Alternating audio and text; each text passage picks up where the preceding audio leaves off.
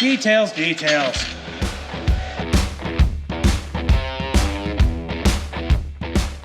So, progress update. Getting axles worked on. We've got some video of us cleaning and polishing these tubes. They were, as you can see, a little bit rusty.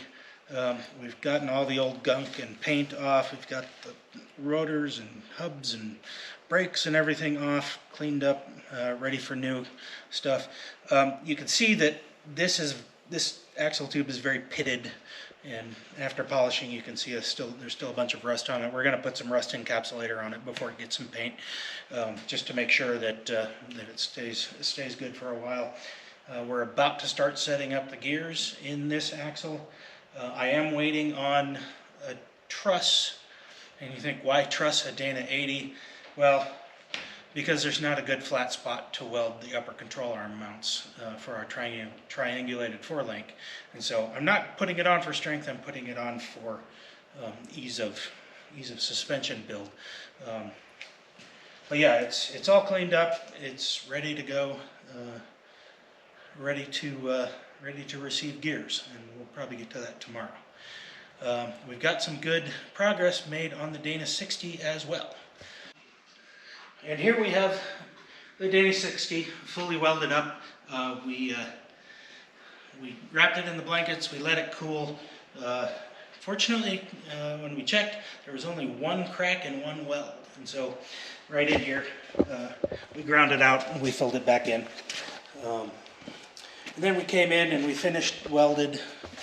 We put the upper control arm mounts. I'm not sure if I'm actually going to end up using these, but we put them on. We can always cut them off later. And it's kind of hard to see them, but the lower control arm mounts back here are all welded on. And so this axle is ready to clean for paint. And we'll probably get that done tomorrow if we can. And actually we were just welding on this earlier, and I'm glad it had time to cool off, because that would have hurt.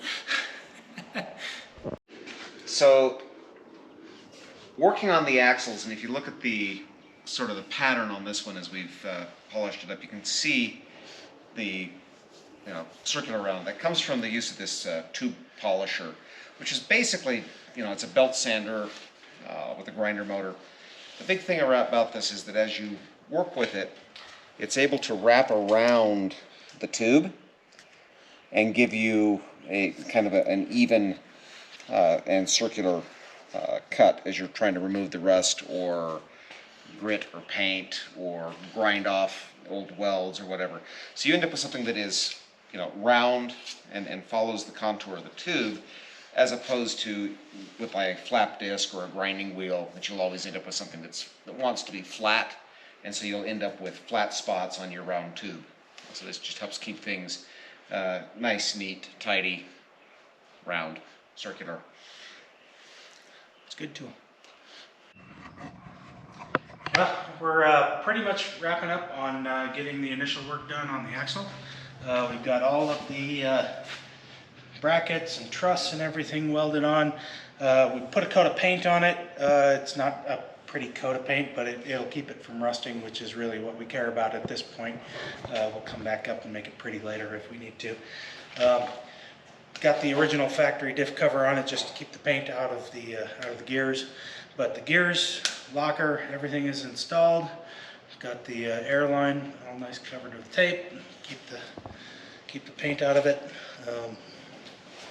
And yeah, got the same with the rear axle. And okay, I'm seeing some spots we missed on the paint, which is fine.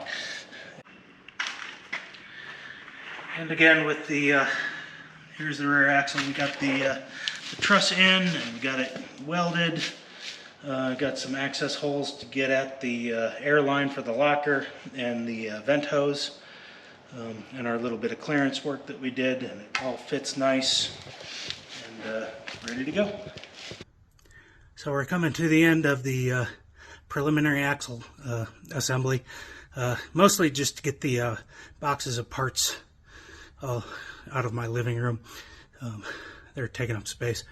Got the Dana 80 pretty well done and ready to go. All the brake parts finally came in, and got it fully assembled. I replaced every bearing, every seal, everything, even the differential cover's new. But it's going into storage. And then over here, got the Dana 60. It's all sitting ready to go. I need to finish assembling that as soon as the last ball joints come in. We've got the knuckles with the Artec parts welded together, and those are all ready for assembly. I'm still waiting on axle shafts, but we'll get those tucked away underneath that shelf there because they need to be out of the way so I can finish disassembly and deal with my good friend. And the good friend is rust. It's a lot worse on this side than it is on the passenger side. I do have quite a few parts, replacement sheet metal. Fortunately, since this is a Cherokee, a lot of these parts are available. The cab corners, not sure if there's anything available yet. I know there's something in the works. Key Parts is working on it, but I'm going to have to deal with that. So I'm going to finish emptying out the cab and pull the engine and transfer case so I can really get to work on that.